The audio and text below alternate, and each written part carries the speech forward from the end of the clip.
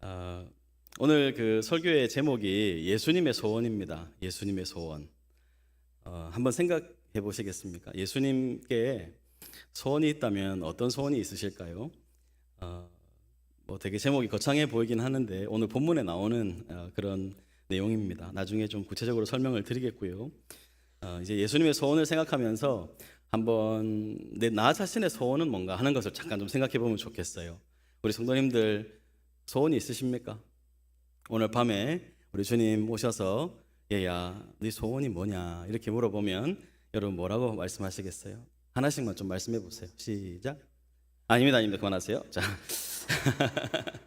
하나님한테 오늘 한번 말씀해 보시고, 우리 찬양할 때 그런 찬양하죠. 하나님의 꿈이 나의 비전이 되고 예수님의 성품이 뭐 나의 인격이 되고, 그런 찬양하는데 하나님께도 꿈이 있으시고 예수님께도 소원이 있는데 우리가 보통 일반적으로는 우리 소원이 뭐냐 이러면 이제 보통 우리 안에 있는 어떤 그런 문제들을 생각하기 쉬운데, 우리 예수님은 과연 어떠신가 하는 그런 질문을 좀 가지고 말씀 속으로 한번 들어가 보도록 그렇게 하겠습니다. 오늘 본문 28절은 우리가 너무 잘 알고 좋아하는 말씀이죠. 한번 암송해 보겠습니다.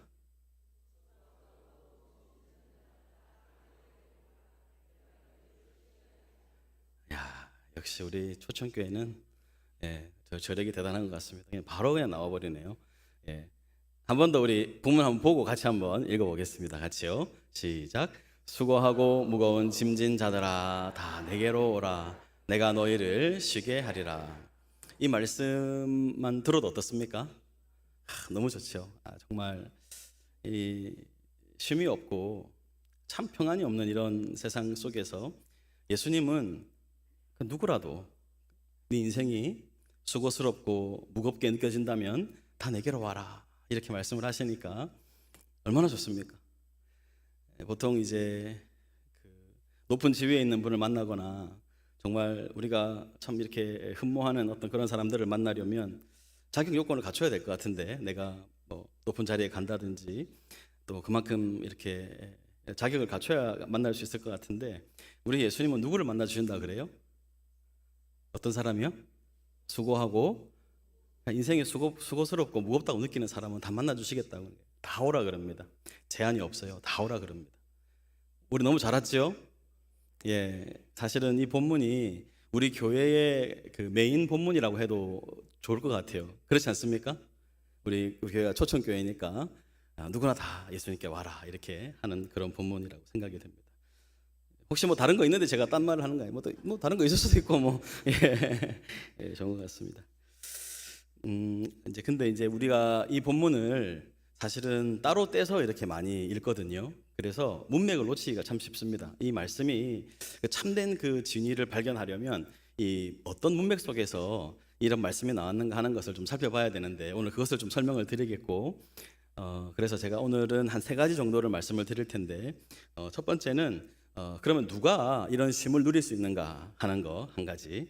요 3가지를 잘 들어놓으면 설교 맥을 안 놓치고 잘 따라올 수 있어요. 저는 굉장히 친절한 설교자입니다. 여러분들이 이렇게 길을 놓치지 않도록 미리 다 말씀을 드리고 설명을 이렇게 해드릴 테니까. 첫 번째 뭐라고요?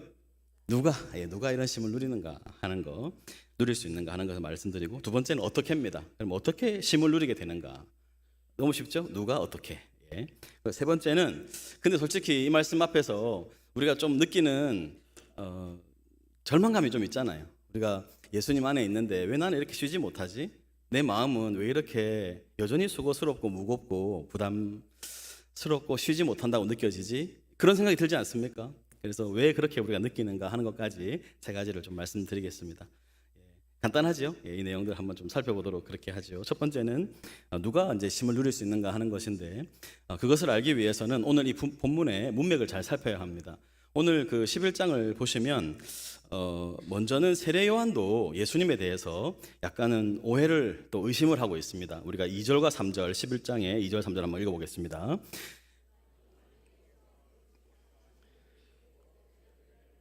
예수께 여짜오되 오실 그이가 당신이오니이까 우리가 다른 이를 기다리오리이까. 요한이 옥에서 감옥에 갇혀 있습니다. 근데 예수님이 자기가 생각하는 것처럼 메시아적 활동을 하지 않으시는 거예요. 그래서 예수님한테 아마 답답한 심정으로 아마 제자들을 보냈을 겁니다. 그래서 예수님, 정말 당신이 오실 그분이 맞습니까? 아니면 다른 일을 기다려야 됩니까? 사실 세례요한도 좀 실망한 것 같아요. 좀 제대로 이렇게 활동하시면 좋겠는데 예수님이 그냥 뭐 크게 활동 안 하시는 것 같고 뭐 메시아적 행사를 하지 않는 것 같은 거예요. 그래서 그렇게 이제 질문을 이제 했습니다. 근데 이제 그 뒤에 나오는 내용은 예수님이 그 요한이 왜 나를 못 알아보냐 이런 말씀하는 게 아니고 사람들이 요한도 나도 제대로 알아보지 못한다라는 말씀을 하시면서 우리가 잘 아는 것처럼 이 세대는 피리를 불어도 춤을 추지 않고 뭐 이런 말씀을 하시면서 세례 요한에게는 같이 먹고 마시지 않는다고 해서 귀신이 들렸다 이렇게 말을 하고 예수님은 이렇게 같이 먹고 마시니까 뭐라고 또 말을 해요? 먹기를 탐하고 포도주를 즐기는 자다 이렇게 말을 하는 거예요. 우리 예수님한테 식중아 그리고 술꾼아 이렇게 막 놀리는 거예요. 우리 예수님이 뭐 잘 드셨나 봐요. 예. 아마 예수님은 이렇게 일정한 거처가 없었기 때문에 기회가 될 때마다 드셨는데 그때마다 많이 드신 것 같습니다.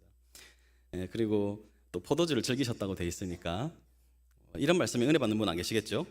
예, 나도 좀 그런데 그때 당시에는 뭐 포도주는 물에 가까웠다 그러는데 예수님 좀 더 많이 마시는 것 같아요. 이제 그런 이제 놀림을 받고 이러셨는데 어쨌든 사람들이 예수님을 알아보지는 못했습니다. 그런 이야기가 나오고 이제 그 다음에 무슨 얘기가 나오는가 하면 우리가 예수님께서 권능을 많이 행하신 기적을 많이 행하신 곳에서 예수님을 이렇게 받아들이질 않는 거예요. 우리가 그 본문 한번 보겠습니다. 20절과 21절 한번 보여주십시오.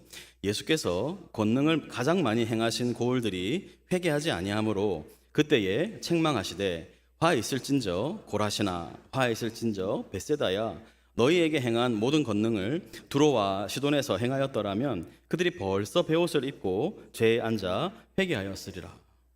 그 다음 말씀 뭐냐면 또 내가 행한 모든 권능을 소돔에서 행했더라면 그 성이 오늘까지 있었을 것이다 이렇게 말씀하시면서 예수님이 기적을 많이 행하셨는데도 사람들이 믿지 않는다 이런 말씀을 하시는 거예요. 그러고 보면 우리 예수님을 믿게 되는 데는 어떤 이적적인 형상이 있다고 해서 믿게 되는 것도 아닌 것 같습니다. 도대체 그러면 이제 이런 말씀이 쭉 나오고 나서 그 다음 예수님이 기도를 하시거든요. 자, 세례 요한도 나도 못 알아봅니다. 또 기적을 행했는데도 못 알아봅니다.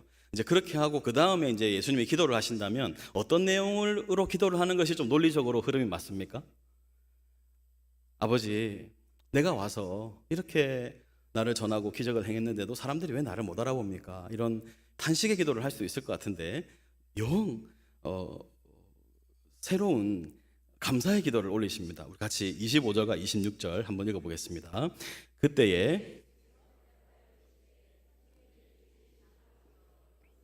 지혜롭고 슬기 있는 자들에게는 숨기시고 어린아이들에게는 나타내심을 감사하나이다. 옳소이다. 이렇게 된 것이 아버지의 뜻이니이다.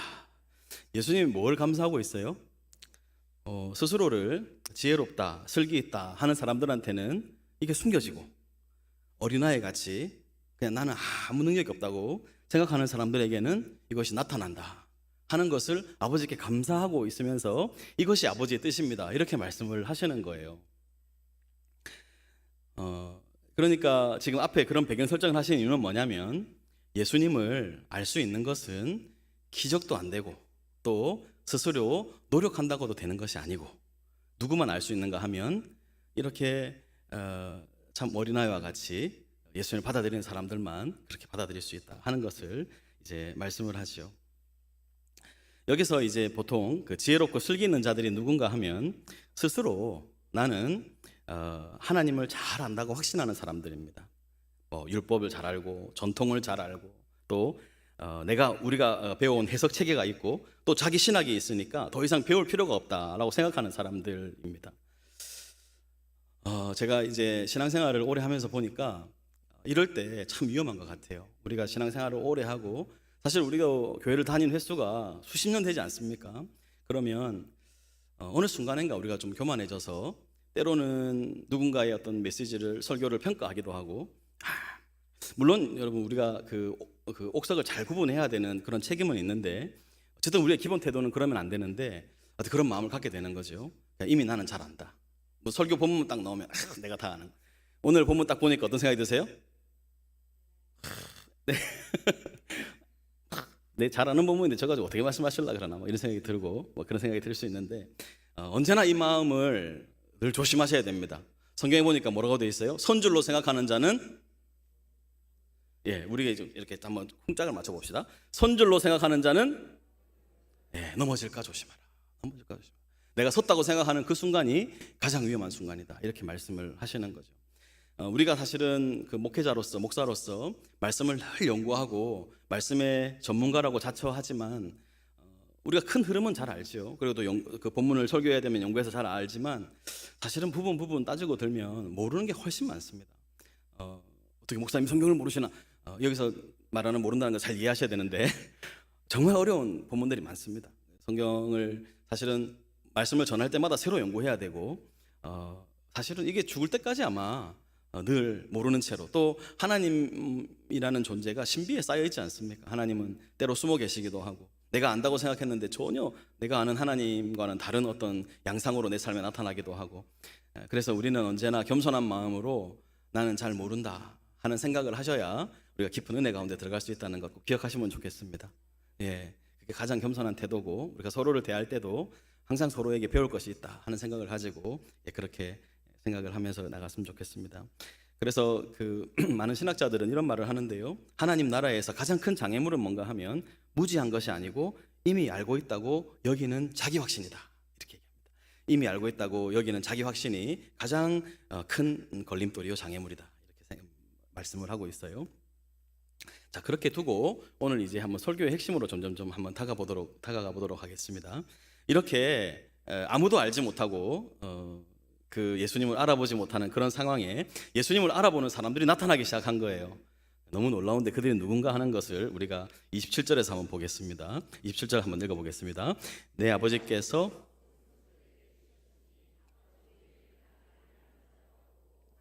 또 아들의 소원대로 계시를 받는 자 외에는 아버지를 아는 자가 없느니라. 아무도 알지 못하는 가운데 아버지를 알아보는, 결국은 예수님을 알아보는 그런 사람들이 나타나게 된 거죠. 누가 안다고 돼 있습니까? 여기 보세요. 아버지가 아들을 알고 또 아들과 아들의 소원대로 계시를 받는 자 외에는 아버지를 알 수가 없다 이렇게 돼 있어요. 지금 여기 보니까 예수님의 소원이 나오죠. 아들의 소원. 아들의 소원이 뭡니까? 이 계시를 알게 하고 열어줘야 될 사람들에게 계시를 알게 하고 보여주시는 것이 예수님의 소원입니다. 지금 우리가 여기 모여 있지요. 예수님은 뭘 소원하실까요? 우리가 예수님을 알아보고 예수님을 하나님의 아들로 우리의 구원자로 분명히 인식하고 더 깊이 알게 되는 것, 그것이 예수님의 소원이신 거예요. 우리 예수님께서 요한복음에 영생이 뭐라 그랬습니까? 하나님과 그가 보내신 자 예수 아들을 아는 것이 영생이다 이렇게 말씀했습니다. 우리는 결국 이 예수님의 소원 때문에 이 자리에 있는 사람들이 되었습니다. 믿으십니까? 여러분, 내가 예수님의 소원이라니 감격이 안 되십니까? 내가 예수님의 소원이라. 아니, 아들이 예수님께서 나를 소원하셨다니 생각만 해도 놀라운 일 아닙니까? 사실 우리는 자다가도 그것 때문에 벌떡벌떡 일어나고 아니, 내가 예수님이 나를 소원하셨다, 예수님의 소원이 나란 말이야, 이렇게 살아야 합니다. 너무 놀랍지 않으세요? 아무도 못 알아보고 기적을 행해도 못 알아보는데 아버지가 아들을 보내서 그 아들이 소원을 해서 계시를 받은 사람만 알 수 있다 그러는데 우리 여기 다 뭐 우리가 공부를 많이 했습니까? 많이 한 분도 계시겠죠. 근데 사실 우리 뭐 공부도 많이 안 했을 수 있고 내가 뭐 연구를 많이 한 것도 아닌데 예수님이 나의 구원자로 그분이 내 죄를 위해서 이 땅에 오셔서 십자가를 지었다는 것이 믿어지지 않습니까? 에이, 목사님 뭘 그러세요. 내 다 알고 있는 건데. 그러시면 안 되고 이게 늘 새로워야 합니다. 늘 새롭고. 영국의 그 설교의 황태자라 불리는 찰스 스펄전이라는 목사님이 계시는데 그분이 어느 날 이렇게 서재에서 눈물을 막 흘리고 계시더래요. 사모님이 이렇게 과외를 드리면서 목사님 왜 그렇게 우시냐 그러니까 오늘 내가 예수님의 십자가를 생각하는데도 마음에 감동이 안 된다고 그러면서 울었다고 그런 얘기를 해요. 약간 소설 같은 얘기긴 한데 우리 안에도 사실은 좀 그런 감격이 끊이지 않았으면 좋겠습니다. 사실 우리가 이 은혜를 망각하는 순간 그냥 이 삶이 팍팍해지거든요.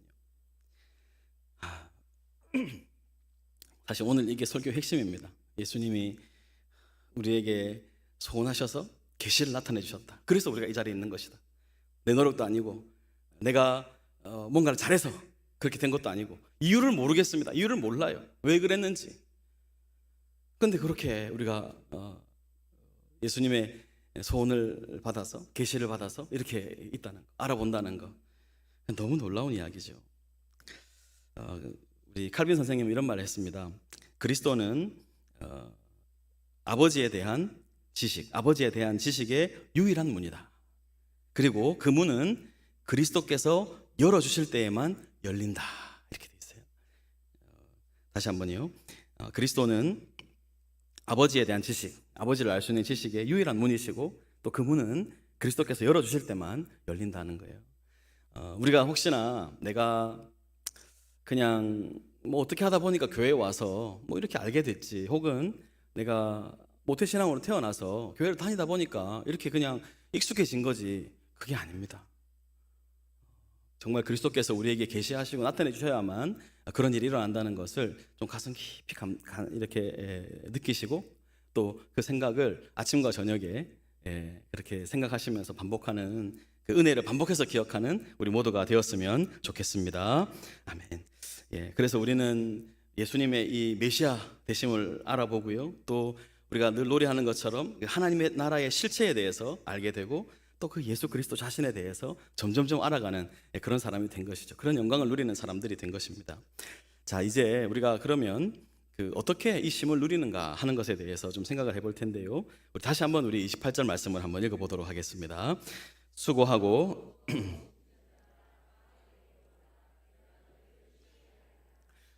사실은 예수님이요 모든 사람을 초청하는데 모든 사람이 이 초청에 응할 수가 없습니다. 누구만 응하시는 거예요?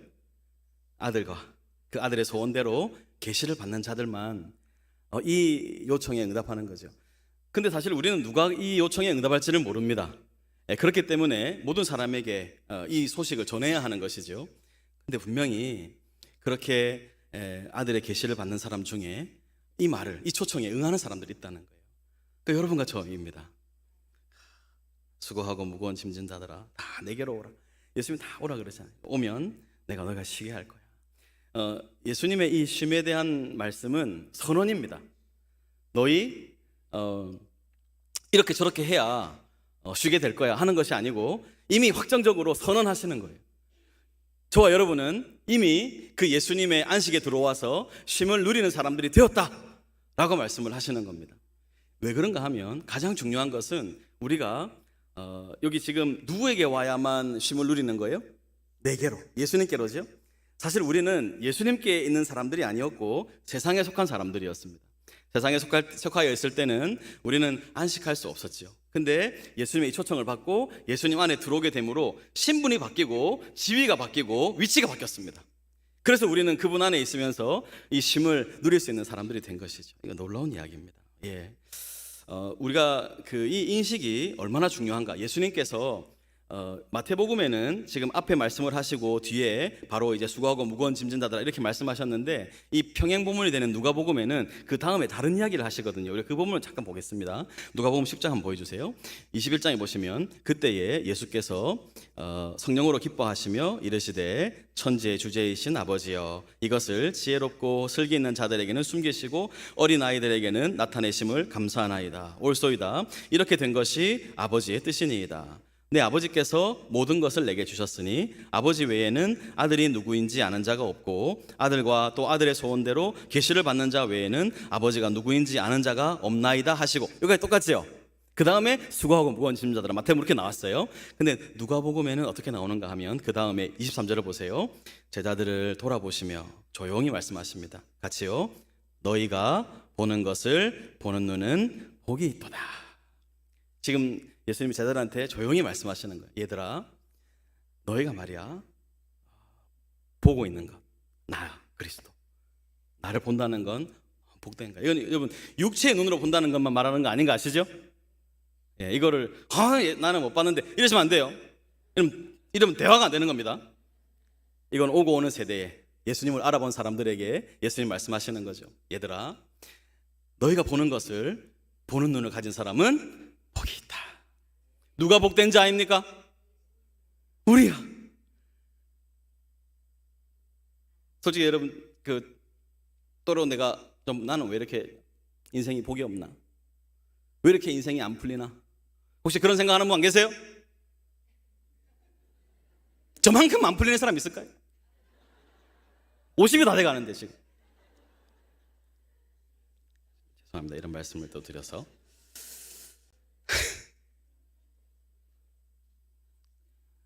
그럼에도 불구하고 우리가 누굽니까? 예수께서 친히 누가 복이 있는 사람이냐? 나를 아는 사람, 나를 보는 눈. 너무 복된 사람들 아니에요 우리?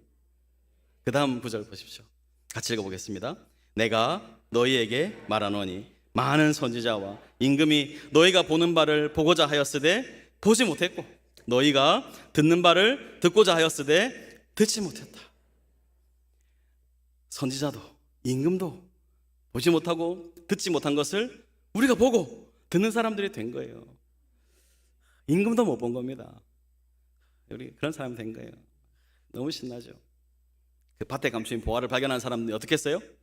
숨겨두고 기뻐하며 집으로 돌아가서 자기에게 있는 것을 다 팔아 그 밭을 샀다. 우리가 그런 사람들, 이 기쁨이요 마음속에 있는 거예요. 샘 솟는 기쁨이. 내게 샘 솟는 기쁨. 이거 없는 사람 회개하세요. 이거 없으면 안 돼. 힘든 일이 있고 어려운 일이 있죠. 우리 삶에 그런 일이 계속 일어납니다. 근데도 생각해보면 어때요? 내가 이런 일 당한다고 무너질 사람이 아니다.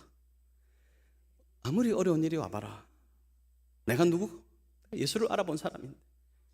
예수를 알아봤으면 다 알아본 거다 이 세상에. 더 이상 알아봐야 될 게 없다. 내가 뭐 청와대를 못 가도, 예? 내가 저 학교를 못 가도, 내가 그 직장에 못 들어가도, 우리 자식이 좀 내 마음대로 안 돼도 어떻습니까? 우리는 복이 있는 사람들. 너무 좋습니다. 너무 기뻐요. 이런 말을 할 때마다. 오늘 집에 돌아가실 때 마음에 기쁨을 가득 안고 그렇게 돌아가시고 또 죽상해가지고 막 그래도 내 인생이 안 풀린다. 목사님 암만 그래 말해도 내 인생 복이 없다. 그냥 모르겠어요. 그렇게 말하면 할 수 없어요. 그거는 스스로 복이 없는 길을 가지 마세요. 제발. 넘어가겠습니다. 이 은혜를 망각하지 않아야 됩니다. 우리 이번 주에 청년들하고 그 포도원 품꾼 비유 있잖아요. 마태복음 20장에 그 말씀을 나눴는데 그 말씀의 핵심이 뭐예요? 아침 일찍 온 사람들이 한 데나리온 약속하고 시작했잖아요. 일을. 근데 자꾸 보니까 뒤에 온 사람한테 똑같이 주는 거예요. 그럼 어떤 마음이 들어요? 원망하는 마음이 드는 거예요. 뭐 원망할 수 있겠지만 주인이 약속 지켰잖아요. 한 데나리온 약속해서 자기가 만족해서 일을 시작한 거잖아요. 그 사람도 주인이 베푼 은혜가 아니면 그 일을 할 수 없는 사람이고 그 대가를 받을 수 없는 사람이잖아요. 주인의 은혜로 일한 사람인데 딴 사람들 보다가 자기가 은혜를 망각하고 왜 저 사람은 저렇게 해주는 나는 그렇게 안 해주나? 왜 나에게 정당한 대우를 안 하나? 하다가 먼저 된 자가 나중되고 나중된 자가 먼저 되는 그런 일이 생기는 거예요. 핵심이 뭐예요? 은혜를 망각하면 큰일 난다. 하나님 나라에 제일 중요한 건 은혜를 망각하지 않는 것이다. 숙제입니다. 주일까지 내가 은혜를 몇 번 망각했는가 체크해서 오세요. 특히 우리 힘든 일이 있을 때, 내가 원치 않는 일이 있을 때 누가 나에게 또 기분 나쁜 말을 했을 때 그럴 때 은혜가 확 떨어져요. 그때 버틸 수 있는 힘이 이 은혜에 있다는 것을 확인하셔야 됩니다. 나에게 무슨 말을 해봐라. 내가 무너지는가 한번 봐라. 그러면서 그렇습니다. 그래 우리 이 말씀을 잘 기억하면서 동시에 근데 거기에 머물러서 끝나는 것이 아니고 그러면 사실은 그 심 주신다 했으니까 다 끝났나? 실제로 또 안 그렇거든요. 우리가 또 살다 보면 심이 잘 안 느려지는 것 같고 무슨 문제가 있는 것 같다 싶은 생각이 드는데 그래서 29절이 중요합니다. 29절에 보면 보세요. 28절에 내가 너희를 쉬게 하리라 그렇게 말씀하셨죠, 그죠? 근데 29절에 보면 조건 같은 게 나와요. 29절 같이 한번 읽어보겠습니다. 나는 마음이 온유하고 겸손하니 나의 멍에를 메고 내게 배우라. 그리하면 너희 마음이 쉼을 얻으리니. 네, 우리 성도님들 성경책 가지고 계신지 안 계신지를 테스트하려고 이거는 안 넣었어요. 여기 이제 보니까 마음이 온유하고 겸손하니 나의 멍에를 메고 내게 배우라. 그리하면 너희 마음이 쉼을 얻을 것이다. 이미 선언했어요. 너희에게 쉼이 있다고. 근데 그러면 아이고 만사태평이다. 막 아무렇게나 있어도 그냥 쉼으로 누리는 거구나. 그게 아니고 우리가 배워야 할 것이 있고 그리고 예수님과 함께 멍에를 메고 가야 한다 하는 것을 말씀하시는 겁니다. 이건 어떻게 보면 우리가 신학적으로 볼 때 그 이미와 아직 사이에 있는 우리의 긴장을 말하는 거기도 하거든요. 우리가 법정적으로 이미 의롭다고 칭함받았지요. 그렇지만 우리 삶에는 여전히 죄가 있고 그렇기 때문에 계속 힘들고 어려운 죄와의 싸움 또 우리 안에 갈등 이런 것이 끊임없이 있습니다. 이미 의롭다 칭함받았지만 계속 의로워지는 삶을 살아가야 하는 성화의 과정을 걸어가야 되죠. 이해되시죠? 그러니까 우리는 법정적으로 신분이 바뀌었습니다. 우리가 성화하지 않는다고 해서 우리의 신분이 바뀌는 게 아닙니다. 그렇지만 반드시 신분이 변한 사람은 그 신분이 변한 자에 맞는 삶을 살고자 하는 그런 삶의 의지가 나오게 돼 있거든요. 변화되게 돼 있습니다. 사람은 변해야 됩니다. 예수 믿는 사람은 변해야 합니다. 우리가 그런 확신이 있지 않습니까? 사람은 안 변한다. 근데 예수 믿는 사람은 변한다. 아이고 목사님 내 남편 평생 살았는데 안 바뀌어요. 안 바뀌어. 목사님 우리 마누라 안 바뀝니다. 그렇게 하시면 안 되고 이 말씀을 마음에 받아들이고 내가 이 이해를 가진 사람이면 반드시 그 신분에 어울리는 삶을 그러니까 예수님이 쉼을 이미 주셨는데 또 그 쉼을 누려야 할 책임이 우리 가운데 있다 하는 것을 꼭 기억하셔야 돼요. 오해하지 마세요. 내가 그 쉼을 누리지 못하면 난 영원히 쉼을 누리지 못하는 거 아닙니다. 이미 우리는 그 안에 들어와 있는데 그 인식을 가지고 예수님 말씀하신 것처럼 같이 멍에를 매자 하시거든요. 이건 뭐냐면 멍에는 혼자 매는 게 아니잖아요. 두 마리의 소가 끄는 거 멍에라 그럽니다. 무슨 말? 예수님이 우리가 예수님 안에 이제 초청돼서 들어오면 예수님과 본인과 우리를 하나로 묶는다는 거예요. 이제 너는 혼자가 아니고 나와 함께 가는 거다 이렇게 말씀을 하시는 거예요. 예수님과 함께 가는 겁니다. 우리 혼자 가는 게 아니에요. 그러면 어떻게 해야 되겠습니까? 예수님 막 가시면 어떻게 해야 돼요? 주님 가시면 한 호흡 맞춰봅시다. 주님 가시면, 주님 멈추시면, 주님 뒤로 가시면 앞으로 뒤로 멈추고 이런 걸 잘하셔야 되죠. 마치 그 예수님이 광야 이스라엘 백성을 이끄실 때 구름 기둥과 불 기둥으로 지켜주시고 인도해 주시고 해가 뜨면 가고 뭐 그렇게 했던 것처럼 우리가 그 보조를 잘 맞춰야 돼요. 그래서 그분의 마음과 그분의 삶의 태도 온유와 겸손을 잘 배워야 하는 거예요. 그래야 우리 마음이 참된 평안을 누리는 겁니다. 우리가 왜 평안하지 못한가? 다른 데 있는 게 아니에요. 예수님과 보조가 안 맞아서 그렇습니다. 예수님은 분명히 이렇게 사랑의 길로 가시려고 그러는데 나는 어때요? 나는 거기가 싫어. 나는 미워하고 싶어요. 나는 분노하고 싶어요. 예수님 화내지 마라 그래도 그건 예수님 생각이고요. 나는 지금 화가 나요. 참을 수 없어. 참을 수가 없어. 이렇게 되면 어떻게 돼요? 마음이 쉼을 얻지 못하죠. 예수님이 참으라 하셨으니까 참아보고 예수님이 사랑하라 하셨으니까 사랑해보고 내가 하고 싶은 말이 있지만 참아보고 한번 삼켜보고 이렇게 하면 이제 다 자, 이제 우리 마지막으로 그렇게 좀 잘 쉬지 못한다고 느껴질 때 우리가 분명히 배워야 할 것들이 있습니다. 예수님의 이 멍에를 우리가 잘 배워야 되는데 결국은 우리가 이제는 예수님 때문에 하나님하고 관계가 완전히 달라졌어요. 예전에는 우리가 하나님의 원수였습니다. 알고 계시죠? 우리 하나님의 원수였어요. 근데 이제는 하나님의 자녀가 됐어요. 이게 이 관계의 변화가, 이 신분의 변화가 얼마나 놀라운 거예요. 하나님이 이제 우리를 내치지 않습니다. 버리지 않는다고요. 내가 너희를 책임지고 너는 내 자녀다. 그 대신에 이제 하나님은 하나님의 자녀이기 때문에 거기에 맞게 신분에 맞는 삶을 살도록 하셔야 되거든요. 그러니까 우리 삶이 고달픈 거예요. 우리는 그냥 대충 살고 싶잖아요. 그냥 예전에 그냥 놀던 것처럼 그냥 놀고 막 그냥 하고 싶은데 그렇게 안 놔두시는 거예요. 너 옛날처럼 말하면 안 된다. 너 옛날처럼 생각하고 행동하면 안 된다. 계속 그러면서 우리를 아들 만들기 훈련을 계속 하시는 거예요. 훈육하시고 훈계하시고 때론 징계하시고. 그러니까 우리 인생이 피곤할 수밖에 없어요.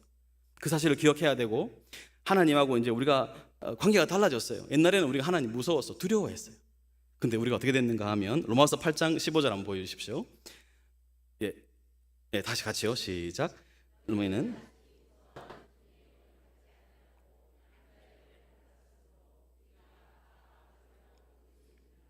보세요. 우리가 이제는 하나님을 어떻게 해요? 무서워하지 않아요. 예전에 하나님이 무서웠단 말이에요. 하나님 무서웠는데 우리 이제 아들이 됐기 때문에 아버지를 무서워하지 않는 거예요. 물론 육신의 아버지가 너무 이렇게 엄하셨던 분들은 이런 말씀이 잘 안 다가온다고 하시기도 하더라고요. 근데 하나님 말씀하시잖아요. 이제 너희 무서워하지 않아도 돼. 하나님은 두려운 분이 아니야. 하나님은 사랑의 하나님이야. 하나만 더 확증하게 보겠습니다. 요한 1서 4장 같이 한번 보겠습니다. 같이요. 사랑 안에 두려움이 없고 온전한 사랑이 두려움을 내쫓는다. 사랑 안에 뭐가 없어요? 이제 우리는 하나님과 사이에 공포가 없는 거예요. 내가 좀 잘못해도 하나님이 나를 이렇게 매를 대실 수는 있겠지만은 그것이 공포나 두려움으로 가지 않는 거예요. 온전한 사랑은 두려움을 내어 쫓는 법입니다. 혹시 아직 좀 하나님이 두렵고 무서운 분 계세요? 오늘 하나님한테 가서 하나님, 제가 종의 영을 가지고 있는 것 같습니다. 하나님께서 나에게 양자의 영을 주셨다고 했는데 하나님을 두려워하지 않고 하나님을 무서워하지 않는 그런 삶을 살게 해달라고 기도하셔야 됩니다. 그리고 제가 이제 그 사택을 떠난 채 218동에 사는데, 어디냐고 묻지 마세요. 사는데 제 앞집에 할머니가 한 분 사시는데 이분이 그 주무실 때 연불을 틀어놓고 주무시는 것 같아요. 그래서 제가 새벽에 나올 때마다 연불을 듣습니다. 늘 똑같은 거 그냥 바뀌지도 않죠. 좀 우리는 찬송가 많잖아요. 여러 가지 똑같아. 나무 아미타불 나무 아미타불 계속 그거를 그냥, 제가 나올 때마다 교회 들어올 때마다 나무 아미타불 하면서 들어온다니까요. 그래서 내가 다음에 한번 그 할머니 뵈면은 말씀 한번 드리려고, 혼자만 들으시라고 좀 밖에 안 들리게. 귀가 좀 어두우신가 봐요. 여하튼 제가 그 할머니를 좀 이렇게 전도할 수 있도록 기도해 주십시오. 근데 제가 한번 생각을 해봤어요. 이 할머니가 연세가 저렇게 많으신데 왜 저 나무 아미타불을 맨날 들으셔야 되나. 제 생각에는 두려우신 것 같아요. 삶 자체가 저걸 듣지 않으면 괴로우신 거예요. 두렵고 무섭고, 저거 안 들어오면 귀신이 들어올 것 같고. 이제 사실은 잠 자는데 방해되는 거잖아요. 그거는 그렇게 큰 소리로 들으면. 근데 그거를 늘 틀어놔야 되는 그 두려움, 불안감, 매여 있는 거잖아요. 주문을 계속 외우는 거잖아요. 나무아미타불.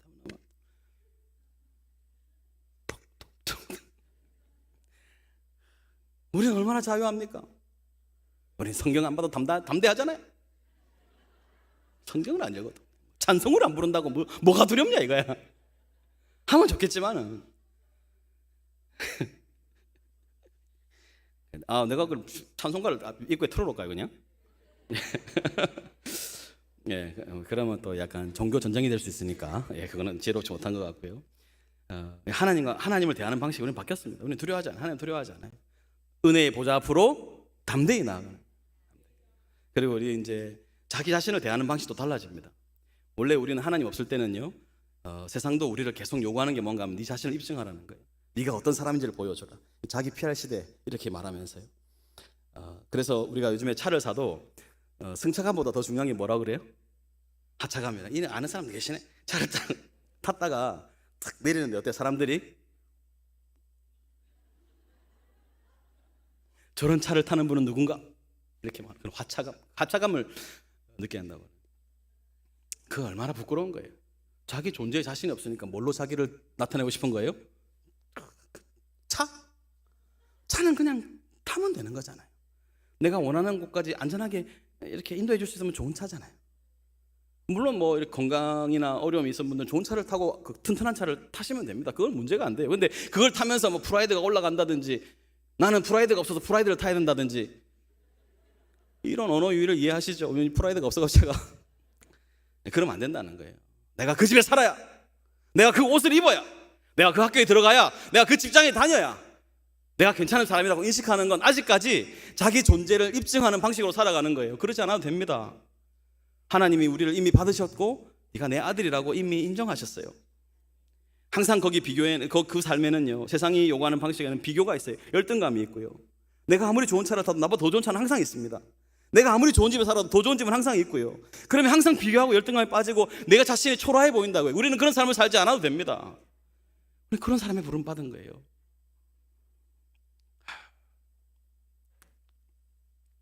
괜찮아요. 사탄도 여러분, 예수님이 사탄이 시험할 때 뭐라 그랬어요? 네가 만일 하나님의 아들이거든 입증해 보라는 거야. 네가 하나님의 아들이면 그렇게 하면 할 수 있잖아. 세상은 계속 그걸 요구합니다. 예수님 절대 거기에 응하지 않으세요. 예수님은 자기를 증명하는 방식의 기적을 한 번도 하신 적이 없습니다. 부활하고 나서도요, 우리 같으면 어디 가면 제일 좋겠어요? 본디오 빌라도 만나러 가야죠. 네가 나를 이러면서 로마 황제한테 가가지고 내가 살아난 거 보나? 내가 부활했다 이러면 뭐 그냥 뭐 CNN, AFKN 뭐죠? 딱 나와가지고 다 알게 될 것 같은데, 예수님 전혀 안 그러시고 또 어디 가세요? 내가 갈릴리로 간다 캐라. 네, 우리 제자들 모인 곳에 간다 캐라. 예수님 그런 방식으로 일하신다고요. 우리는 그 비밀을 알아야 합니다. 괜찮아요. 우리는 다 너무 괜찮다고요. 하나님의 아들이면 됐죠. 뭘 더 바랍니까? 마지막으로 우리는 이제 순종에 대한 생각도 바뀌는 거예요. 예수님이 마지막에 보면 30절 이렇게 말씀하시죠. 내 멍에는 쉽고 내 짐은 가볍다 이러죠. 어떻게 우리 예수님 지신 짐이 가볍고 쉽습니까? 안 그렇죠. 근데 왜 그런가를 제가 쉽게 설명을 드릴게요. 예전에 우리는 뭐 저희도 사실 저희 세대만 해도 배고픈 걸 잘 모릅니다. 뭐 마음만 먹으면 라면이라도 끓여 먹을 수 있으니까요. 근데 우리 윗세대들은 보리고기를 지났잖아요. 그때는 진짜 못 먹었습니다. 굶어 죽고. 그때 집에 아이들이 막 손가락 빨고 있는데 말입니다, 저 큰 유지가, 동네 유지가 오늘 특별히 창고를 열어서 쌀을 다 퍼가라 그러는 거예요. 그럼 그 아버지가 애들이 막 8, 9이 있는데 그 애들 못 먹여가지고 너 다 배를 꼴꼴 굶고 있겠는데 그 말을 들었으면 그게 복음이죠. 그렇지 않습니까? 그 아버지가 준비해야 될 건 뭐예요? 가장 큰 가방, 가장 큰 수레, 그걸 가지고 가서 막 퍼는 거예요. 퍼고 오는데 무겁습니까? 안 무겁습니까? 너무 무겁죠. 너무 무거운데 무거울수록 가벼운 거예요. 이해되십니까? 우리 예수님이 사랑하셨기 때문에 내 자식들 살릴 거 생각하면 그 짐이 무거운데 가벼운 겁니다, 여러분. 예수님의 멍에는 그런 거예요. 그분과 함께 간다는 건 그분이 지신 그러한 삶의 무게를 그 사랑으로 승화시킨 그 삶을 우리도 사랑하는 사람이 되어서 그 보조에 맞춰서 같이 가면 참된 안식이 뭔지, 쉼이 뭔지 하는 것을 알게 되는 지혜가 있다 하는 말씀입니다. 수고하고 무거운 짐진 자들아, 다 내게로 오라. 내가 너희를 쉬게 할 것이다. 그러나 너는 내게 와서 배우고 나와 함께 멍에를 메고 가야 한다. 내 짐은 쉽고 가볍다 하는 말씀이 무슨 말씀인지 이해하시겠죠? 우리 그 말씀을 바로 이해하고 함께 정말 이 믿음의 길을 매일 기쁨으로 걸어가는 그런 저와 여러분이 되었으면 좋겠습니다. 네. 오늘 그